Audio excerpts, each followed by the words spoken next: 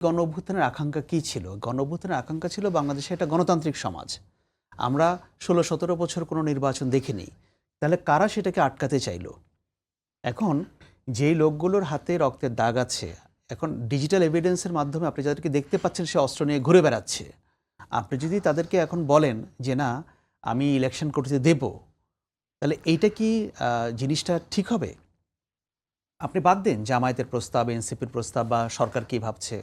As a citizen আমরা যারা মনে করি যে এই গণ অভ্যুত্থানটা এটা ডেমোক্রেটিক প্রসেসের অংশ ছিল, তাহলে আমরা জিনিসটাকে কীভাবে দিব?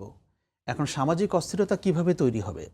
এখন আওয়ামী লীগের সম্পর্কে দুটা ব্যাপার বলা হয়। কেউ বলে কি একটু রিফাইন্ড আওয়ামী লীগ, সফট আওয়ামী লীগ বা আসল আওয়ামী লীগ, নানা ধারণা সামনে আনা হচ্ছে। সেটা বিষয় না। বিষয় হচ্ছে যে আপনি দেখবেন যে যেই লোকটাকে আপনি ইলেকশনে পার্টিসিপেট করতে দিচ্ছেন, আপনি কি এই স্ক্রুটিনিটা করতে পারবেন যে সে এই জুলাই অভ্যুত্থানের সময় তার হাতে রক্তের দাগ ছিল না, বা সে হত্যাকাণ্ডে উস্কানি দেয়নি?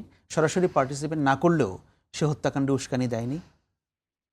আর আপনি বলছেন যে পার্টিসিপেট করলেন, তাহলে ধরুন কথার কথা আহ, খুলনা জেলা আওয়ামী লীগের সভাপতি বা যে কোনো একটা উপজেলা আওয়ামী লীগের সভাপতি, সে যদি একটা অফিস হোল্ড করে, একটা পদে থাকে, সে কি ইলেকশন করতে পারবে কি পারবে না? যদি বার না থাকে সে তো আর ওই পদের থেকে ইলেকশন হ্যাঁ, তাহলে করছে আপনি না। আওয়ামী লীগকে জাতীয় নির্বাচনে পার্টিসিপেট করতে দিচ্ছেন না কেন? আমি তো মনে করি এটা যদি হওয়া উচিত যে একজন আওয়ামী লীগের অফিস হোল্ড করে, পদ হোল্ড করে, সে যদি আবার সাধারণ মানুষ সে যে নির্বাচন করতে চায়, তাহলে আমি মনে করি যে আওয়ামী লীগকে ন্যাশনাল ইলেকশনে পার্টিসিপেট করতে দেওয়া উচিত ছিল।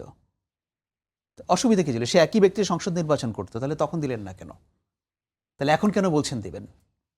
এটা দ্বিচারিতা না?